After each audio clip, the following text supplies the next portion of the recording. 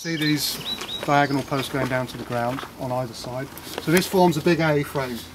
So a big pointed A frame, and then you've got a collar piece going across the top, and then a truss going across here. So it's holding the weight of the thatch on the posts, and on the A-frame spreading the weight down to the ground. So all the posts in the A-frames are made from oak. This is Irish oak. So we've peeled the bark off, and the idea of peeling the bark off is when a tree is living in the woodland, the bark is you've got lots of fungi spores and everything else blowing in the wind, and they all get trapped in the bark. If you then bring those trees into sort of this is fairly dry here, but it does get humidity and damp. If you don't take the bark off, then these fungal spores, as the tree starts to decay, they'll start to feed on the wood, and they'll break the wood down. So peeling them off makes the wood less susceptible to fungi, and it hardens the timber. So these are oak, and the outside A-frames are oak, and we've got a hazel wattle structure going around the building. So the wall is made of hazel, and all the posts that are going down into the ground are made of oak. And the idea is that oak is more durable, it's the most durable timber we've got in Ireland, and the heartwood is impervious to water. So we're on a damp site, so we've stood the building on a wood that won't rot. So it should stand here for 30 or 40 years, we hope, as long as the thatch is kept in good condition, which is down to me. So we've got an oak frame and an oak wall, woven with hazel, and then dawed on the outside with clay and straw, and a little bit of lime and a little bit of animal dung to preserve the timber that's on the walls. And then everything above the ground that's not touching the ground, is off the ground, is made of ash. So all the little spars that are going along the thatch and all the rafters that are going up the roof are all made out of ash.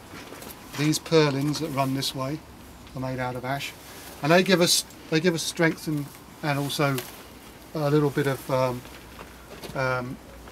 movement, because the roof it's a living structure, and it will settle and it will move, and if you use anything else like willow or anything like that, over a period of time they could crack. So the ash gives us strength and a little bit of movement as well. So they've new ties. Sorry? The ties? Yeah, the ties we've used a natural string, natural twine. We didn't make it ourselves, but it is a hemp twine. That they used. They would have used probably other materials. They could have got. There's a number of different plants that you can make string from. There's nettles, and there's some of the reeds, some of the grasses, and so on. So they would have been spent a lot of time making fishing nets from natural materials and stuff like that. They would have used tree. This house was too big for us for the time we had to make sort of tree ropes and stuff like that. So we tried to use what we could as quick as can. And then this actual coating that's on the string is a tree tar. So from softwood trees in Scandinavia, this stuff comes from Finland. They actually distill the natural resins and oils out of trees, and then they use that to put on.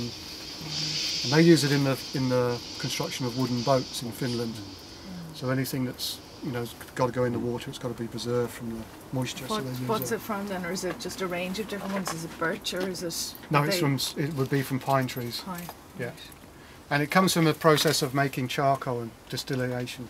So when they're making charcoal from resinous trees like pines, then what you do is you tap off all the oils and all the tar and everything else, all the resins that come out the base of the big cooking pot that you're making charcoal from, and then that's used as a